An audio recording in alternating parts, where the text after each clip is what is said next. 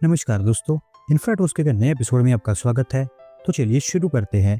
पहली खबर की शुरुआत करते हैं ताइवानीज फर्म फॉक्सकॉन से, जो भी देश के नदन पार्ट में भी उनकी एक नई फैक्ट्री को सेटअप करने जा रहे हैं। और ऐसा रिपोर्ट्स में बताया गया है कि इनकी ये फैक्ट्री यूपी में बनकर तैयार होगी। दोस्तों, ये आप जानते हैं कि फॉक्सकॉन तमिलनाडु में उनके आईफोन्स की मैन्युफैक्चरिंग करता है, जहाँ पर उनकी फैसिलिटीज ऑपरेशनल है। कर्नाटक में बेंगलोर के पास एक बनाई जा रही है, और अब यूपी में भी उनके द्वारा एक नई फैसिलिटी बनाई जाएगी यमुना एक्सप्रेसवे के अलोंग ग्रेटर नोएडा में। ऐसा बताया गया है कि 300 एकड़ ऑफ लैंड यहाँ पर वो स्काउट कर रहे हैं, जहाँ पर क्लियरली ये तो नहीं पता चल पाया है कि कौन से प्रोडक्ट यहाँ पर मैन्युफैक्चर किए जाएंगे। लेकिन बताया गया है कि ये फैसिलिटी उनकी बेंगलोर फैसिलिटी के कंपैरिजन में बड़ी होगी, और क्योंकि बेंगलोर फैसिलिटी ग्लोबली उनकी दूसरी लार्जेस्ट फैसिलिटी होगी, तो आप अंदाजा लगा सकते हैं कि ये यूपी वाली फैक्ट्री कितनी बड़े होने वाली है। फिलहाल अभी इसकी यही डिटेल सामने निकल कर आई है। आगे चलकर इसको लेकर कई सारी और अपडेट्स आएंगी, वो मैं टाइम टू टाइम आपके साथ में शेयर करता रहूंगा। अगली दोस्तों अपडेट हमारे डिफेंस सेक्टर से है, जहां पर दोस्तों अभी भारत के पास भी स्टार वॉर्स वाली कैपेबिलिटीज आ गई हैं, क्योंकि हमारे डीआरडीओ के द्वारा सक्सेसफुली लेजर बेस्ड वेपन को टेस्ट कर लिया गया है। दोस्तों, हालांकि हमारे पास पहले से ही कई सारे लेजर बेस्ड वेपन सिस्टम हैं, लेकिन वो इतने पावरफुल नहीं है कि वो एरियल थ्रेट्स को न्यूट्रलाइज कर पाए। लेकिन ये वेपन, जिसका नाम DWMK-2 है, इसके पास ये कैपेबिलिटीज हैं कि ये fix wing aircraft, missile threats और ड्रोन्स को न्यूट्रलाइज कर सकता है। ग्लोबली यूएस, रशिया और चाइना, ये सिर्फ 3 ही कंट्रीज है जिनके पास में ऐसी टेक्नोलॉजी है, और अब हमारे पास भी ये टेक्नोलॉजी आ गई है और हमने इस एलीट लिस्ट को ज्वाइन कर लिया है। 30 किलोवाट का इसका एनर्जी यूज बताया गया है, जिसको बनाने के लिए डीआरडीओ की कई सारी लैब ने उनका योगदान दिया है। आंध्र प्रदेश के कुरुल में इसकी टेस्टिंग की गई थी, और क्योंकि सक्सेसफुली इसको टेस्ट किया गया है, तो बहुत ही जल्द सर्विस में इंडक्ट किया जाएगा। अगली दोस्तों update Delhi Meerut rapid rail से है, जो फाइनली अभी दिल्ली के सराय काले खान पर भी पहुंच पाएगी, क्योंकि यहाँ पर एनसीआरटीसी के द्वारा सराय काले खान को रैपिड रेल की टेस्टिंग के लिए तैयार कर दिया गया है। दोस्तों, दिल्ली में रैपिड रेल के अंतर्गत न्यू अशोकनगर से लेकर मेरठ साउथ तक का पार्ट अभी ओपन हो चुका है। दिल्ली साइड पर सराय काले खान और जंगपुरा तक, जबकि मेरठ साइड पर मोदीपुरम तक, ये 2 स्टेशन से भी बची है, यहाँ पर काम हो रहा है। एनसीआरटीसी का कहना है कि न्यू अशोकनगर से लेकर सराय काले खान तक जितनी भी स्टेशन बची हुई थी, उसके ऊपर ओवरहेड इक्विपमेंट सक्सेसफुली रेक्टिफाई कर दिए गए हैं, जिसके चलते अब यहाँ पर ट्रायल टेस्टिंग स्टार्ट हो सकती है। मोस्टली आप कह सकते हैं कि अगले कुछ ही हफ्तों के अंदर अंदर यहाँ पर भी आपको रैपिड रेल ऑपरेट होती हुई दिखाई देगी। अगली दोस्तों अपडेट हरियाणा से है, जहाँ पर दोस्तों हरियाणा में हमारे प्राइम मिनिस्टर के द्वारा आज मल्टीपल डेवलपमेंट प्रोजेक्ट्स को लॉन्च किया गया है, और इनके ऊपर हमारी सरकार के द्वारा 9,900 करोड़ रुपये खर्च किए जा रहे हैं। दोस्तों, बेसिकली यहाँ पर कुछ प्रोजेक्ट्स का इनोग्रेशन किया गया है, जबकि कुछ का फाउंडेशन रखा गया है। और अगर कुछ इंपॉर्टेंट प्रोजेक्ट्स की बात करूँ, तो हिसार एयरपोर्ट पर एक नई टर्मिनल बिल्डिंग का फाउंडेशन रखा गया है। 410 करोड़ रुपये इसके ऊपर खर्च की जाएंगी, जहां पर पैसेंजर टर्मिनल के साथ साथ कार्गो फैसिलिटीज और एटीसी टावर भी बनकर तैयार होगा। यमुनानगर में 800 मेगावाट के Deenbandhu Chhoturam thermal power plant को लेकर फाउंडेशन रखा गया है। 8,470 करोड़ रुपये इसके ऊपर खर्च की जाएंगी। इसके साथ साथ रेवाड़ी बाईपास को भी यहाँ पर इनोग्रेट किया गया है। 14.4 किलोमीटर की इसकी लेंथ है, और ये भारतमाला परियोजना का हिस्सा है, जिसके ऊपर 1,070 करोड़ रुपये खर्च किए गए हैं। अगली दोस्त अपडेट कर्नाटका से है, जहां पर उसको कर्नाटक सरकार के द्वारा एक बड़ा इलेक्ट्रिक बस प्रोग्राम स्टेट के लिए अप्रूव कर दिया गया है, और इसके थ्रू कर्नाटका में 4,000 और इलेक्ट्रिक बसेस को खरीदा जाएगा। तो बेसिकली ये buses Bengaluru metropolitan transport corporation, Karnataka state road transport corporation और कल्याण कर्नाटका रोड ट्रांसपोर्ट कॉर्पोरेशन, इनके बीच में डिस्ट्रीब्यूट की जाएंगी उनकी नीड के अकॉर्डिंग, जिसके चलते ऑलमोस्ट कर्नाटका की हर सिटी को इलेक्ट्रिक बसेस मिल पाएंगी। 3,000 करोड़ रुपये का यहाँ पर लोन लिया जाएगा वर्ल्ड बैंक से इन बसेस को खरीदने के लिए। इन बसेस के चलते जो रोड ट्रांसपोर्टेशन या फिर बस ट्रांसपोर्टेशन है, वो तो इंप्रूव होगा ही होगा, साथ साथ एयर पोल्यूशन में भी रिडक्शन होता हुआ दिखाई देगा। अगली अपडेट दोस्तों गुजरात से है, जहाँ पर दोस्तों Indian solar firm Sollux energy के द्वारा उनके एक्सपेंशन प्लान अनवेल कर दिए गए हैं, और ऐसा कहा जा रहा है कि अगले 5 सालों के अंदर अंदर वो 8,000 करोड़ रुपये की इन्वेस्टमेंट करेंगे। दोस्तों, सोलक्स एनर्जी ऑलरेडी गुजरात में सोलर मॉड्यूल्स की मैन्युफैक्चरिंग करती है। स्पेसिफिकली सूरत में उनकी फैसिलिटी बनी हुई है, जिसकी कैपेसिटी 1.5 गीगावाट के आसपास है। इसी को बढ़ाकर 15 गीगावाट से ऊपर ले जाया जाएगा।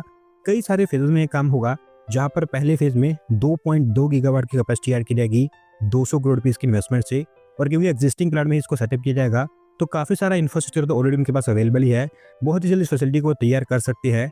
अगर प्लान के अकॉर्डिंग जाता है तो सितंबर के आसपास ये फेज तैयार हो जाएगा, जिसके बाद हर 16 सेकंड में एक मॉड्यूल प्रोड्यूस हो पाएगा।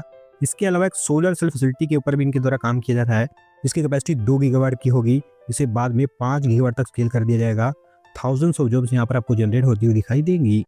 अगली दोस्तों अपडेट महाराष्ट्र से है, जहाँ पर दोस्तों महाराष्ट्र सरकार ने डिस्ट्रिक्ट इन्वेस्टमेंट समिट को कंक्लूड कर लिया चंद्रपुर के अंदर, और यहाँ पर उनको 17,432 करोड़ रुपये के इन्वेस्टमेंट प्रपोजल मिले हैं।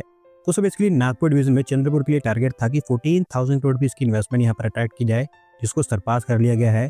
कुल मिलाकर 12 एमओयूज यहाँ पर साइन में हैं, जिसमें 7 तो स्टील सेक्टर के लिए हैं। अगर बात करूँ कुछ इंपॉर्टेंट प्रोजेक्ट्स के बारे में, तो 10,319 करोड़ रुपीस ग्रेट एनर्जी के द्वारा, 2,000 crore rupees Goa sponge and power limited के द्वारा, 1100 करोड़ रुपीस कालिका स्टील के द्वारा और 1,053 करोड़ रुपीस भाग्य लक्ष्मी स्पॉन्ज प्राइवेट लिमिटेड के द्वारा यहाँ पर इन्वेस्ट किए जाएंगे। अगर महाराष्ट्र सरकार इनको मिडिलाइज कर लेती है तो 14,000 के आसपास जॉब्स यहाँ पर जनरेट हो पाएंगी। अगली दोस्तों फिर से अपडेट कर्नाटका से है, जहाँ पर दोस्तों नंदी हिल्स रोपवे को फाइनली हमारी ministry of environment, forest and climate change की इन्वायरमेंटल क्लियरेंस मिल गई है और अब फाइनली इसके ऊपर काम स्टार्ट हो सकता है। दोस्तों नंदी हिल एक एंशिएंट हिल स्टेशन है जिसको गंगा डायनेस्टी के द्वारा बनाया गया था। ओवर द ईयर्स कर्नाटका में एक फेमस टूरिस्ट डेस्टिनेशन बनकर सामने आया है और इस एक्सपीरियंस को अभी कर्नाटक सरकार और बेहतर करना चाहती है। इस रोपवे के थ्रू 2.93 किलोमीटर इसकी लेंथ होगी, जहाँ पर सिर्फ 2 ही टर्मिनल्स बनाए जाएंगे, एक नीचे और एक ऊपर, जिसमें नीचे वाला 7 एकड़ में फैला होगा जबकि ऊपर वाला 2 एकड़ के लिए बनाया जाएगा। 93.4 करोड़ रुपीज यहाँ पर खर्च किए जाएंगे और डायनामिक्स रोपवे प्राइवेट लिमिटेड को स्पेशल पर्पज व्हीकल के रूप में यहाँ पर फॉर्म किया गया है इसके कंस्ट्रक्शन को लेकर। और अभी क्योंकि अप्रूवल मिल गई है तो मई में इसका फाउंडेशन रख दिया जाएगा और उसके अगले 24 मंथ्स के अंदर अंदर तैयार हो जाएगा।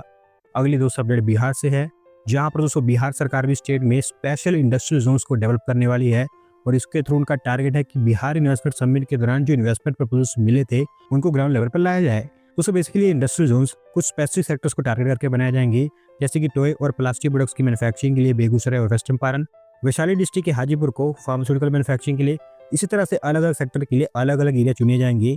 और क्योंकि इन इंडस्ट्रियल जोन्स को बिहार सरकार की अपकमिंग इंडस्ट्रियल पॉलिसी के अंतर्गत डेवलप किया जाना है, जो भी तैयार की जा रही है, तो एक बार वो तैयार होकर सामने आ जाती है तो हमें और चीज़ें क्लियर होती हुई दिखाई देंगी। अगली दोस्तों अपडेट हाई स्पीड रेल को लेकर है, जहाँ पर दोस्तों भारत सरकार Delhi Varanasi high speed rail corridor के में भी आगे जा रही है और अभी ये रिपोर्ट्स में बताया गया है कि दिल्ली के सराय काले खान में इसको लेकर प्रीलिमिनरी वर्क स्टार्ट कर दिया गया है। दोस्तों काफी हाई चांसेस है कि Delhi Varanasi high speed rail corridor ही देश का दूसरा हाई स्पीड रेल कॉरिडोर होगा, क्योंकि Mumbai Ahmedabad high speed rail corridor के बाद देश में जितने भी और कॉरिडोर्स प्लान किए जा रहे हैं उसमें से अभी तक सबसे ज्यादा काम इसी के ऊपर हुआ है, क्योंकि इसकी डीपीआर तैयार हो चुकी है, अलाइनमेंट भी तैयार है और लैंड एक्विजिशन जल्द यहाँ पर स्टार्ट होने वाला है, जबकि बाकी अभी ज्यादातर प्रोजेक्ट्स डीपीआर के स्टेजेस में है। 840 किलोमीटर लंबा यह कॉरिडोर होगा 12 स्टेशन के साथ में, जहाँ पर नोएडा, मथुरा, आगरा, कन्नौज, लखनऊ, प्रतापगढ़ और प्रयागराज जैसे सिटीज कनेक्ट हो पाएंगी। अभी दिल्ली से वाराणसी के बीच में जो 12 घंटे के आसपास का समय लग जाता है वो इसके चलते सिर्फ 3.5 घंटे तक का रह जाएगा। हर दिन 18 ट्रेन यहाँ पर ऑपरेट होंगी 47 मिनट की फ्रीक्वेंसी पर। और अभी रिपोर्ट में बताया गया है कि सराय काले खान में एक अंडरग्राउंड स्टेशन और 15 किलोमीटर की टनल के ऊपर काम स्टार्ट हो चुका है, जो दिल्ली के मल्टीपल ट्रांसपोर्ट सिस्टम को लिंक करेगा, जिसमें ये Delhi Varanasi high speed corridor भी लिंक होगा। होपफुली आगे चलकर हमें और बड़े स्केल पर काम स्टार्ट होता हुआ दिखाई देगा।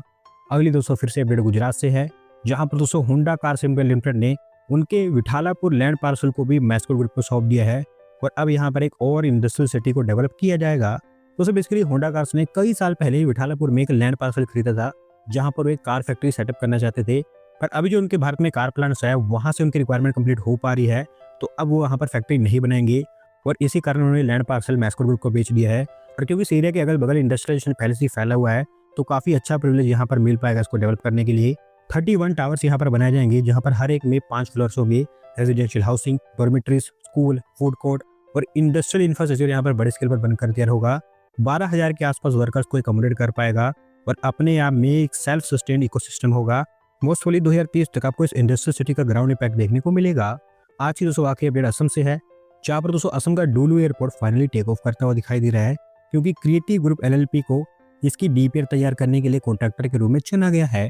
दोस्तों डुलू एयरपोर्ट सिलचर में बनकर तैयार होगा और ये एक डेडिकेटेड एयरपोर्ट होगा सिलचर का, क्योंकि अभी जो एग्जिस्टिंग एयरपोर्ट है वो एक मिलिट्री बेस से ऑपरेट करता है, जिसको हमारी इंडियन एयरफोर्स हैंडल करती है।